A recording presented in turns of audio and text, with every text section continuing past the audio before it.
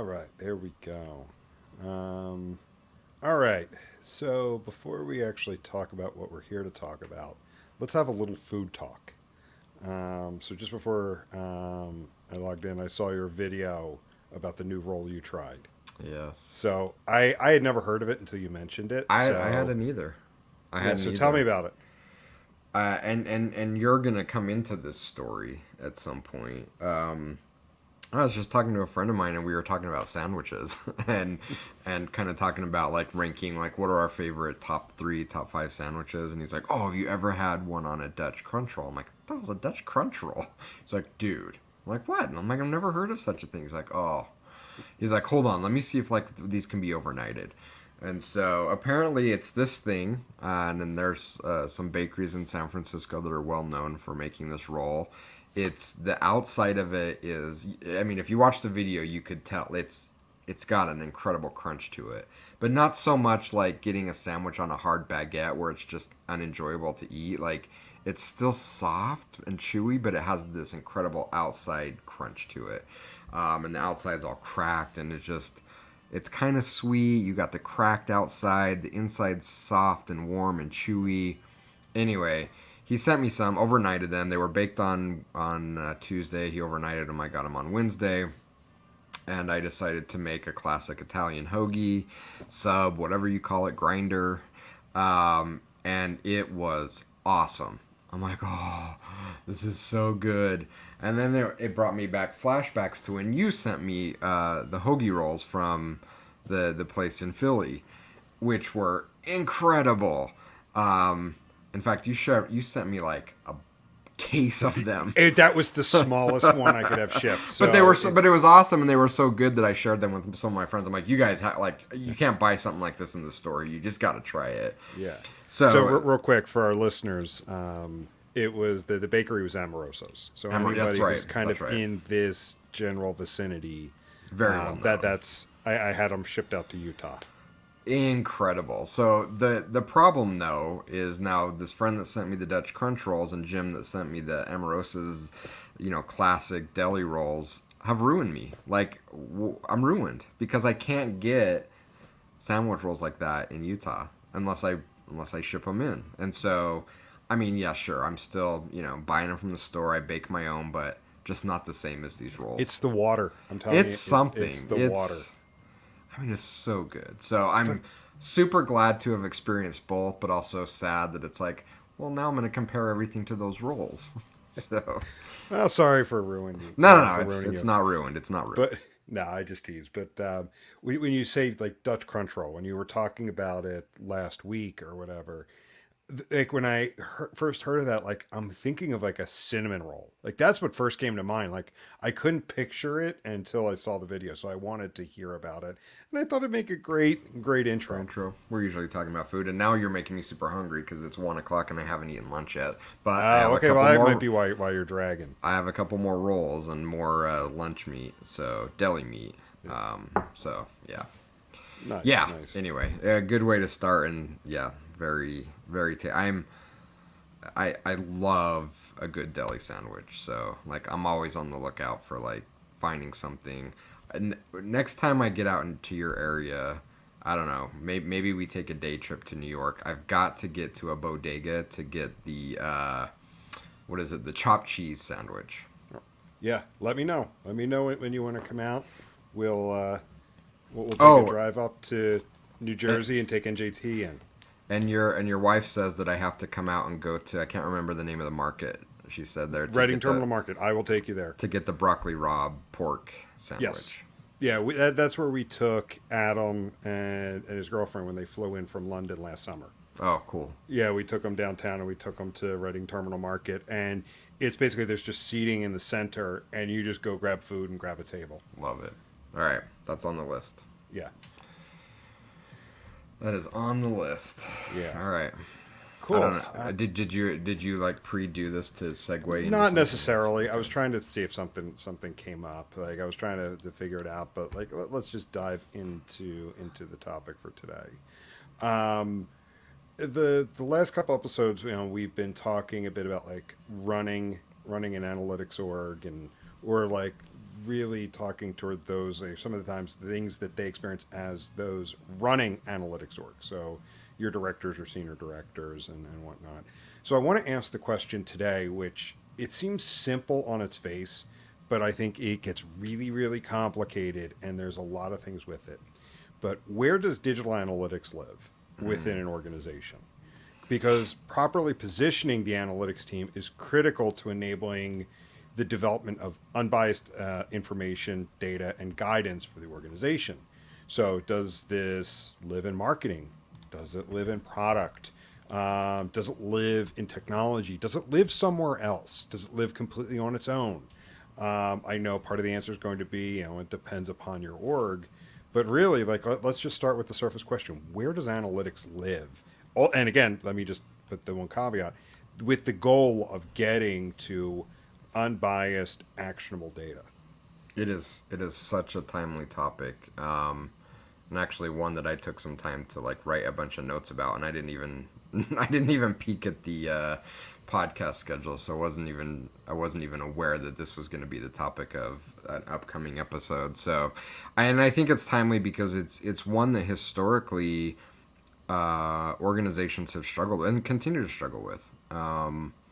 And something that I definitely felt the struggle with when I work client side. I'm sure I've talked about it on past episodes, but I think I had, what's the line from Office Space?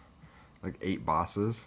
I think I had like over a 3 or 4 year span, like 8 different bosses because they couldn't figure out where I lived. Do I report to the executive team? Do I report to the VP of marketing?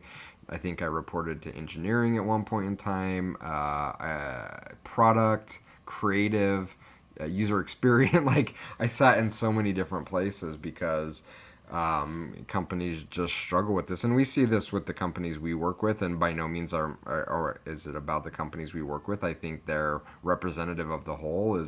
It's a struggle there as well. And some of the struggles that we've seen is just trying to figure out, like one company we worked with several years ago really struggled. It was sitting in finance and they were treating it as a finance component. And they're like, well, we're not getting the value of understanding our consumers because everything was finance focused. And so not only do you have a challenge of kind of where it sits being from a leadership standpoint, but where it sits often dictates the work that you do as an analyst. When I sat in marketing, I did marketing analytics. When I sat in product, I did product analytics. So I think it really begs for it to be its own solution so that it can do broader scale analytics. But where does it sit? So with that long, rambling intro to your question out of the way, I think the most important question to ask is, well, what is analytics? How do we define analytics? What is it that we're trying to put in the organization? Where does it live? I don't think we can answer the question, where does analytics live, until we define what analytics is. And I think that's a huge part of the problem is we have a lot of assumptions about what analytics is and what it means, but we don't have shared nomenclature. We don't have shared definition. And that's a reason why I think so often it gets passed around to so many different organizations is we haven't defined what analytics actually is. Touche. Answering a question with a question. Yeah. And I joke, but you actually bring up a good point. Because like I definitely was coming in with my own assumptions, like of what analytics meant, what its role to the organization was with this question. Mm-hmm. So yeah, touche. Good, good response. So in that case, like, let's talk about that for a second. Like, I guess, what assumptions do you make when, say, a prospect or even just someone who's reaching out to you based on your experience in the industry and starts talking about analytics? What assumptions do you make right off the bat about like what that team is responsible for? Yeah, that's a great question. And I make the assumption that it aligns with the things that we do and the problems that we solve with the businesses that we work with, because that's just a natural inclination. But I think an important step is to kind of put up the stop sign and take a step back and say, okay, well, what actually do you mean by analytics? And I ask a lot of questions about, well, What does analytics mean to you? Where does it live? Who owns it? What are the outputs? What are you trying to do with it? And those questions really help me think about where kind of that sits in the organization. And as I've been thinking about this question and topic the last few weeks, and again, like completely unaware that it was going to be our topic for the show today, I ended up creating, which I think may end up explaining a lot of this gap or division between what we call web or digital analytics and what we call maybe more traditional BI or data science. And the distinction that I came up with is we have two distinct organizations within a business. You have data organization and you have an analytics organization. And I think we need to, and they're two completely different organizations. And I think that that's okay. I think it's healthy. I think there should be some crossover and back and forth, but the leadership of those organizations, the vision of what those teams do, I think is really different. So let me talk a little bit about what I mean by that. So a data organization is, I think, more aligned with your traditional BI data science. These tend to be more technical, more programmatic in their approach. So they're using SQL more. They're building statistical models, predictive models, regression models more.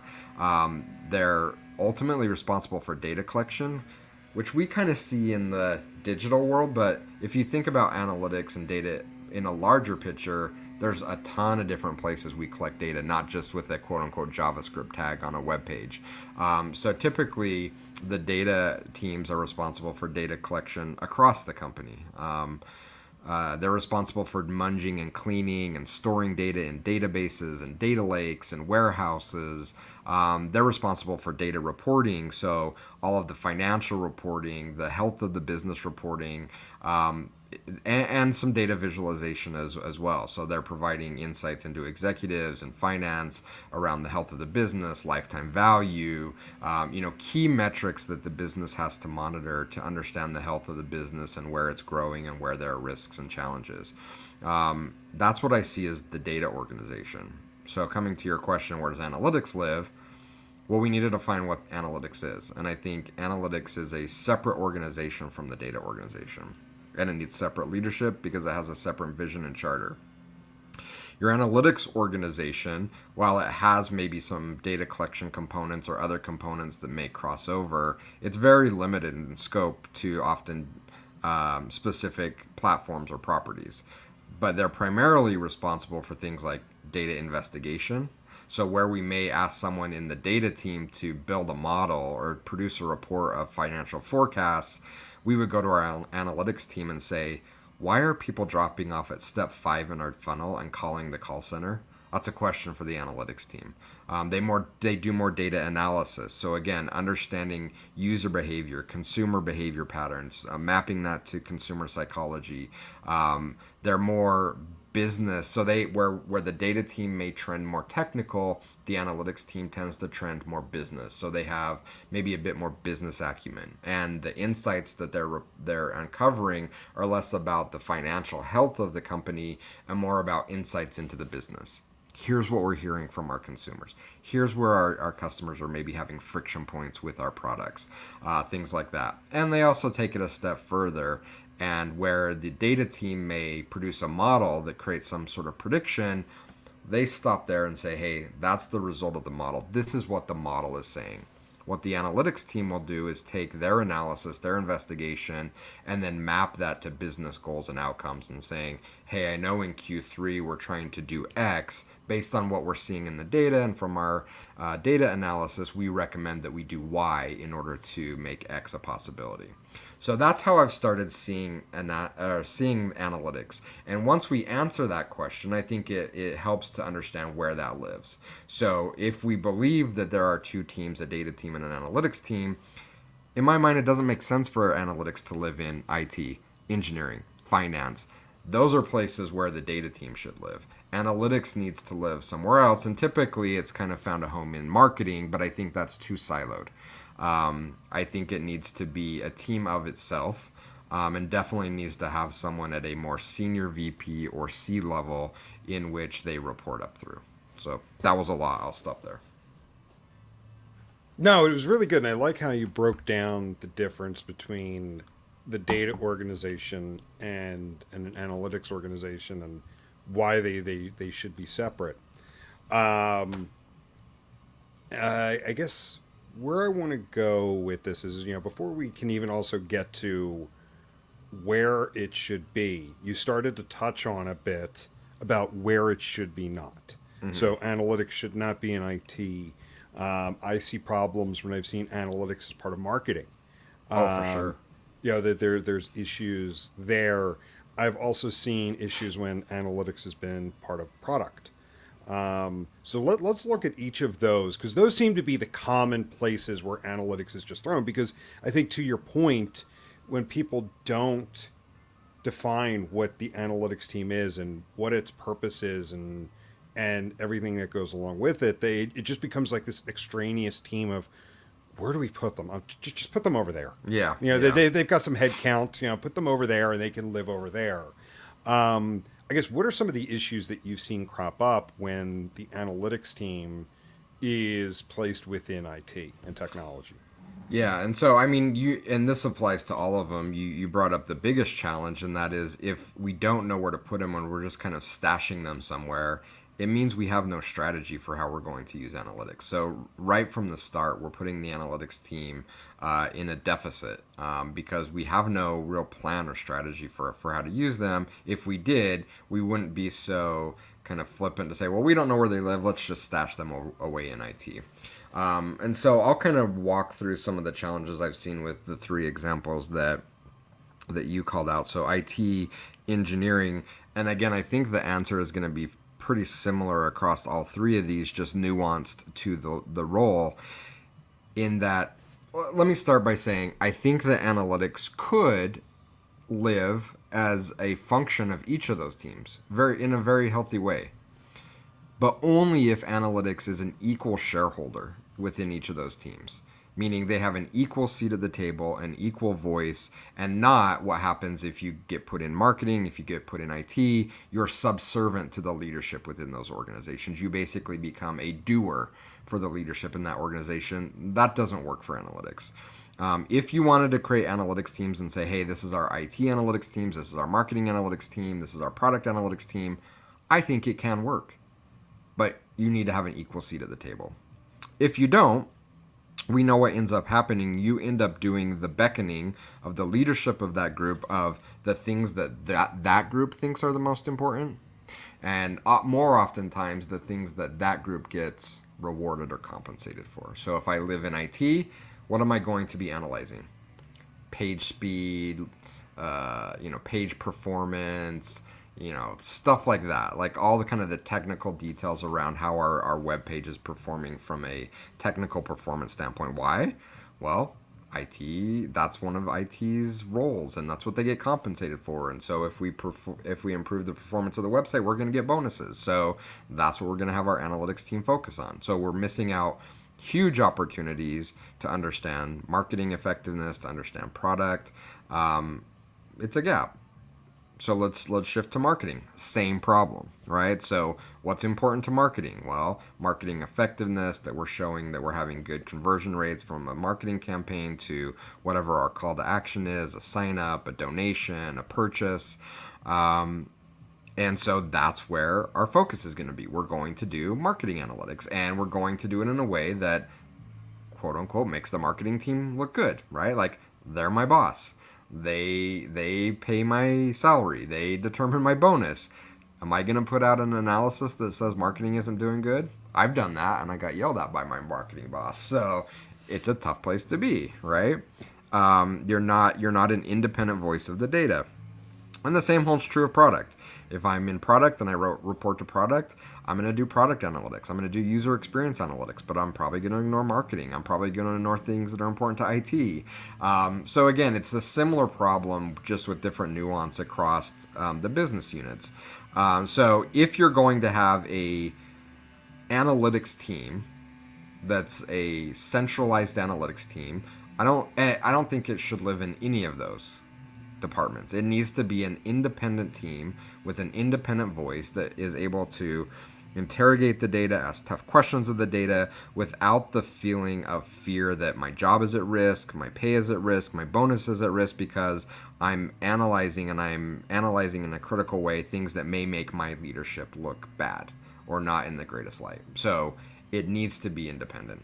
If you are going to put it within those pods, each pod needs its own analytics team, but they need to have a shared voice at the table, which I haven't yet to see an organization that has that working. Yeah. And like I know you and I a lot of times talk about like what should be. What are the best case scenarios, or what are like the setups that like should be like the most effective way, and many times it's not that way. One of the assumptions with that is analytics is going to be an unbiased voice. You know, it's going to be just the cold hard facts of this is what the data is showing us. And when put in each of those organizations, to your point, that's often not what happens. They Yeah. just become they just become the cheerleaders for whatever organization that they're in, whether it's through heavy-handedness, like you were talking about getting yelled at for showing what the data was actually showing, or just the fact that, you know, hey, these are my friends. Yeah. Were you and I talking on a podcast episode about how like certain industries, like there's certain government regulatory bodies start to become embedded, and Yep. then next thing you know they become friends, and Yep. one overlooks the other, Yep. or you know whatnot. They kind of look past things because hey, we're friends. Yeah. Yeah, we talked about that with Boeing. That's right. It was Boeing. I couldn't And remember who it was. yeah, and the NTSB, and that they were so embedded in these companies that they became friends with the people that they were supposed to be holding accountable. And not only did they become friends, there was a financial motive there because they were so embedded and stock price was so important that they were pressured to maybe overlook certain things. So while we may not be dealing with things as critical of the safety of an airline, it's a similar situation. If we become so embedded with these teams that we're friends and that we feel financial pressure to maybe look the other way, we fall into the same trap of not being an independent voice of the data, not thinking critically about what we're analyzing. And then what happens? Well, we let defects slide through. We allow things like marketing campaigns that are not profitable slide through. And then all of a sudden, while we may not have a crashed airliner, we have maybe a crashed stock price because why is the company bleeding money? Oh, all our marketing campaigns are highly ineffective. Why isn't anybody saying we didn't want to upset our friends and we didn't want to get our bonus slashed by calling it out. Yeah. And I even just think of the peer pressure of it. You're friends with these folks.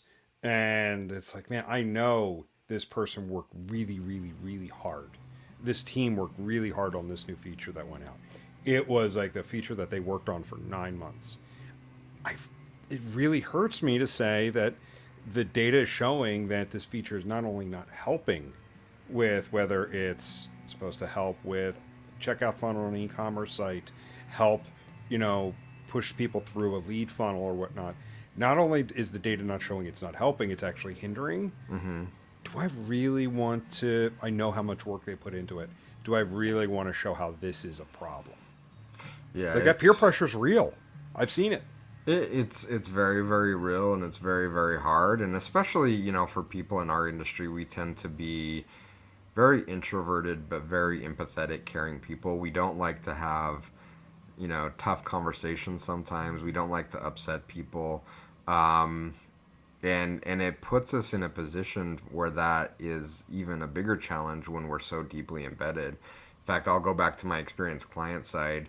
I was very critical of some marketing activities we were doing and really upset the marketing leadership. And it frustrated me. It made me feel like I wasn't being a good friend. I wasn't being a good, team member.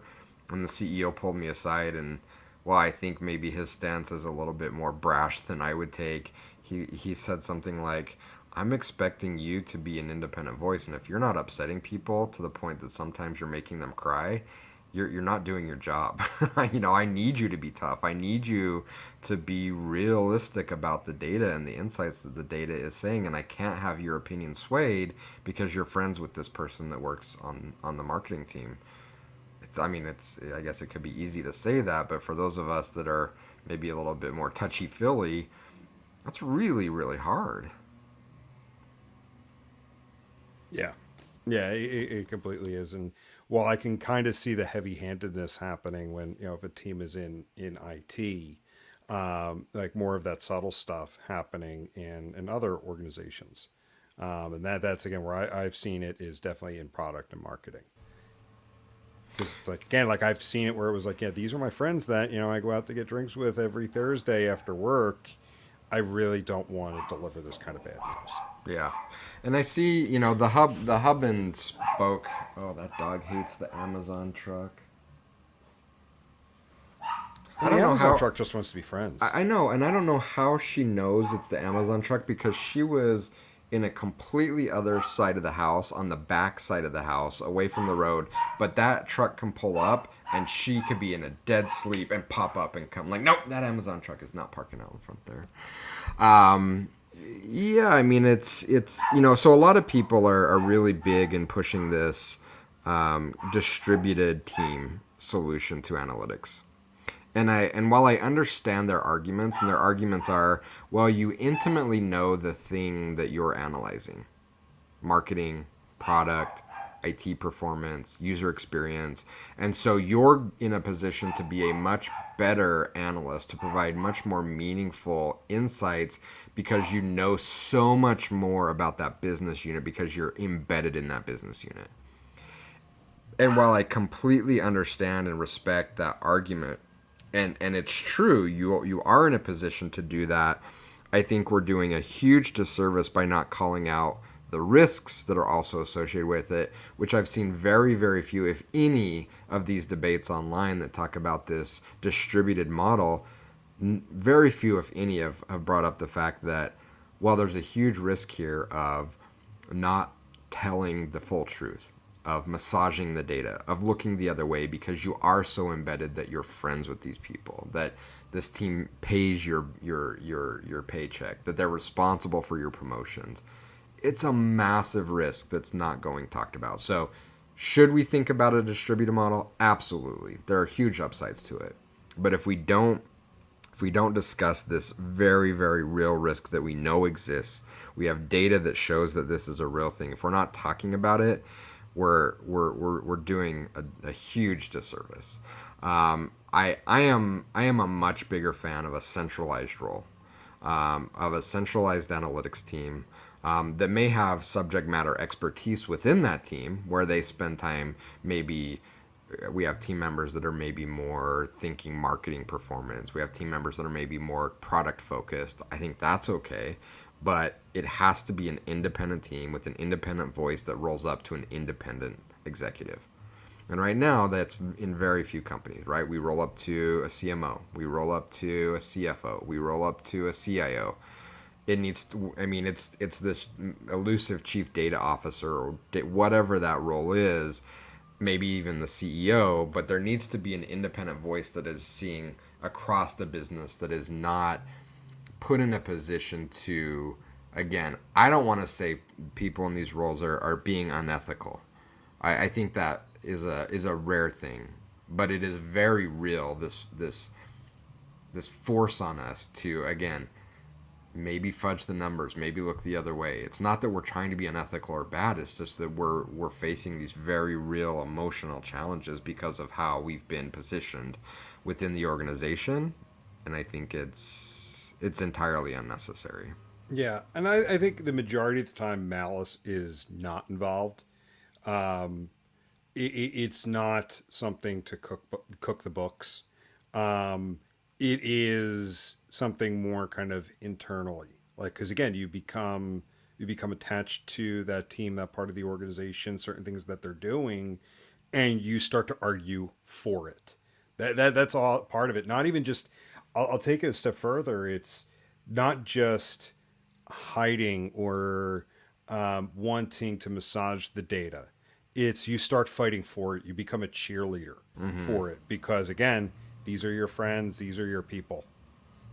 And also, I think we need to call out there's a huge financial component to it as well. Yeah, that too. I Right. forgot about that part. Like Yeah. it does take me back to when we've talked about timesheets. Yeah. And I worked in an organization where, like bonuses and semi-annual performance. One of the five key things that were used as part of that was your billable hours. So you've just made something that people can directly change, modify, adjust is also part of their performance. You don't think that they're going to massage those things? Mm-hmm. The same thing here. So, I guess what does hold back organizations from looking at analytics as that independent voice, that unbiased look at the data to help the organization? I mean, I think it's lack of understanding, and it's being comfortable with the status quo that it's kind of always been this orphan child that we've thrown into marketing or product or IT. Um, it really starts at the top and flows down. I mean, it needs to start with the executive leadership. It needs to start with the CEO. They need, you need a very strong data focused leadership team to say, analytics is critical to the success of what we do, and because of that, we're going to put in place leadership at a very executive level in order to make it work the way that we need it to work. I see very few organizations having that conversation. And so I think it's going to take a bottom down and a top down, a bottom up and a top down approach. There needs to be some people within the organization that truly understand the importance of analytics, that are willing to stick their neck out a bit and push up the corporate ladder and say, this needs to change. We need change in leadership. We need change in structure in order for our data teams, our analytics teams. And by the way, I see those rolling up. So we started this conversation around having a data team and an analytics team. I think you need a data team with a data leadership in place. I think you need an analytics team with analytics leadership in place. And I think both of those teams need to roll up to the same analytics leader, because both of those teams need to be working cohesively together. And that analytics leader needs to sit at an executive level that doesn't report to product, that doesn't report to marketing, that doesn't report to IT. That's the structure that has to happen. And so it has to be, I think, a grassroots effort of those data and analytics teams coming together and saying, this is what we need to be successful. But it also needs the support top down of executive C-level leadership saying, yes, we agree with you, and we're going to put in leadership in place to ensure that you have that structure to make yourself successful and our company successful. And I barely got that out before I had to cough. Yeah, before I said anything, I wanted to make sure that you had finished your thought. Yeah. And I really, we're 277 episodes in, so I Which know there's blows gonna be my time mind. Yeah, right. It's 5.5 years. So that there's definitely gonna be times we repeat ourselves, and I really, really try hard when I structure topics and themes to make sure we don't. But I am noticing this reoccurring theme that it feels like analytics professionals, our industry, is not fighting for this position. They're not making the case. They're kind of sitting back and saying, okay, well, I'm here. This is my job. Let me come in and do my job and let the data speak for itself. But obviously, as we've discussed before, the data doesn't always speak for itself. You need to be a strong advocate for what you're finding. But in this case, too, it's maybe where I kind of see us going with this topic is we're not being strong enough advocates on where we're supposed to be and what our purpose is. We're That's kind of right. just letting things happen to us. 100%. Yeah, we're kind of Us as an industry, that is. Yeah. We're kind of getting tossed around with the winds of change. We're kind of an unanchored, untethered boat, just getting tossed around in the sea, and it's an uncomfortable place to be, even though we think it's comfortable, right? And I think that that's the conversation that we need to have with ourselves is like, we don't want to rock the boat. We don't feel safe to have those conversations. We just want to come in and do our job because we don't want to put it at risk. And we think that that's sitting on a boat in calm seas. It's actually the opposite. By us not having that conversation, we're putting ourselves in a boat that is very unstable, that's getting tossed around all over the place. It's actually more risky than having that conversation. I think that's the thing that we need to wrangle with. We need to convince ourselves that what we think is safe is actually way more dangerous than the opposite, which is having that conversation. That's actually the safe path.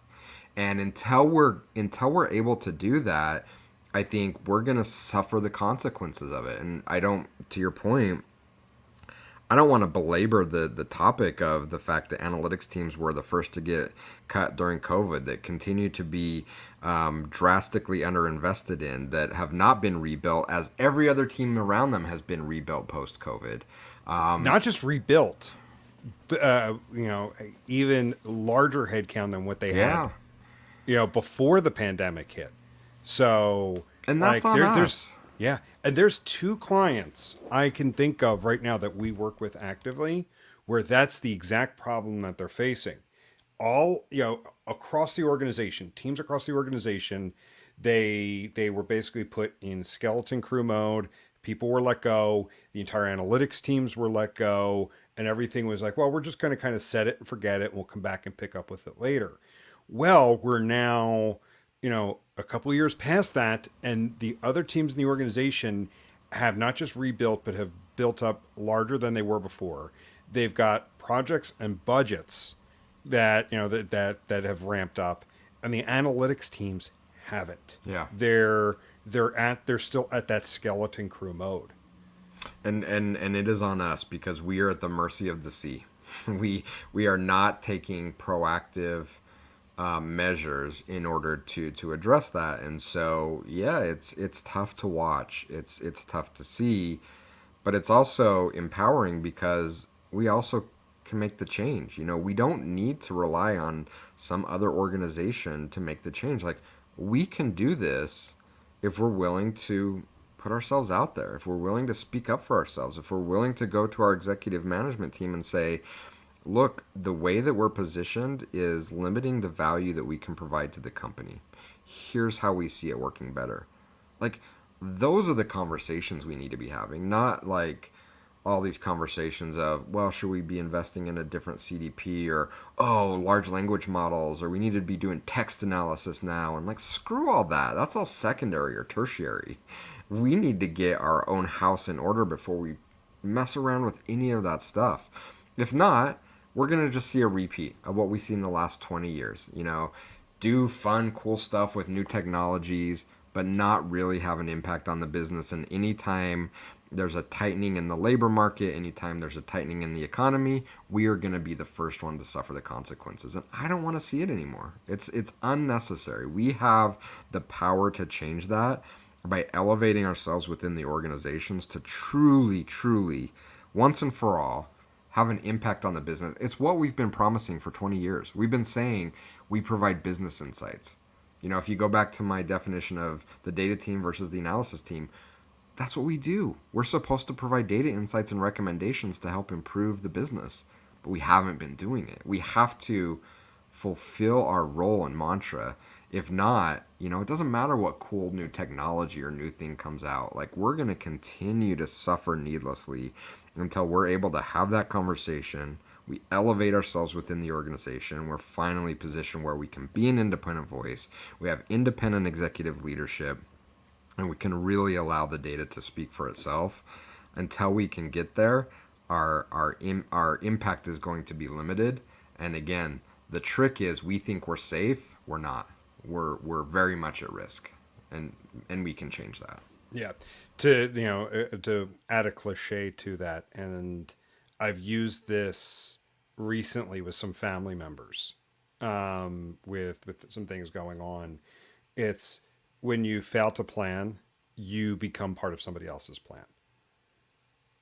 Like, you have to think Yeah. about that. It's not even the lack of a plan; it's you will get pulled into somebody else's, Yeah, and and that takes it right back to the biased nature that the data can have, that the insights can have, if you don't fight to be that unbiased voice. When you get put in those other organizations, that's ultimately it. You become part of what that team is trying to do.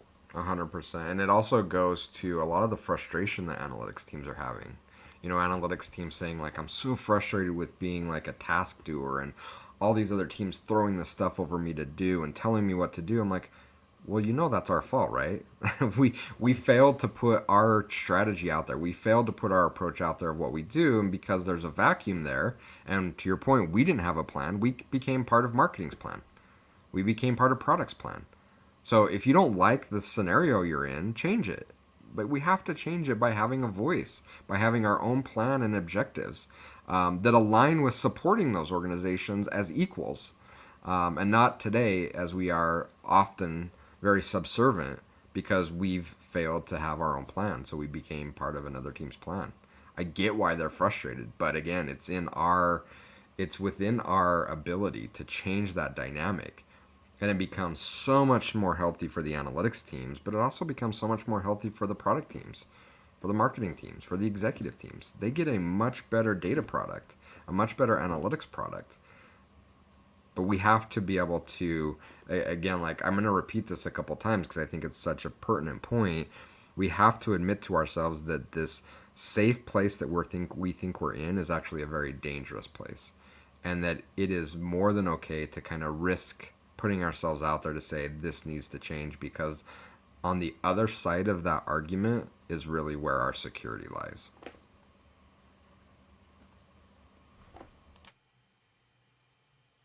Yeah, and I didn't want to say anything because I kind of wanted to let that sit and linger. And honestly, I don't want to belabor the point because I think that's a good place to end it now. Um, I think it was a good question to ask. Kind of, and then also kind of bringing out the other questions of like what is the analytics team's purpose, but then ultimately kind of like where does analytics live? It's got to live on its own. Yeah. If your goal, again, the caveat being, if your goal is unbiased, actionable data, then it has to be its own organization, and we in the industry need to fight for Yep. so one other thing, actually, okay, one other thing. It's interesting because kind of talking about like, and I'll say it sometimes, like we as an industry enable ourselves to be pushovers. Mm-hmm. Um, there are teams I've worked with where they have no problem succumbing to the fire drill of the day, regardless of where it came from, whether it came from a project manager, legal, IT, whatever. They're okay with that. But if you were to say the same thing to the IT org, technology's been great at putting up this wall. If you were to say the same thing, I need this answer tomorrow, they're going to tell you to go F off. Yeah. Yeah. Whereas for some reason, analytics, Okay. we don't do that. We're like, okay, hey, I'll quickly find you I'm an gonna answer. roll over you, scratch my belly while you're at it. Yeah. Like it's because I was talking with one of our colleagues internally, again, about another engagement where I don't see malice in it, but at the same time, like the expectations that the analytics team can answer stuff right away, and it's okay to say we need this answer by 1 o'clock tomorrow. Um, the analytics team is setting themselves up for failure by um, by allowing that to happen, and you don't necessarily need to be jerks like other organizations can be with like the FU response, but it's the same thing. It all comes back to the same thing. We've allowed ourselves to be pushed around. Yeah. Yep. And we don't need to be jerks. We just need to, have a bit more confidence in where we sit and what our role is to be equals. Again, we've long complained that we don't have a seat at the adult table. But if we're going to act like children, then that's where we're going to be, right? Like, it's time for us to grow up, put the childish things away, have confidence in the value we bring, and act like we belong there. And until we can do that, it's hard to add people to the adult table if they don't act like adults. Yeah. Well, let's wrap it up there. Let's wrap it up with that line. So yeah, this has been a fun conversation. Cool. Let's wrap it up there. Well, thanks for the time, and we'll talk to everyone later. See ya. See ya.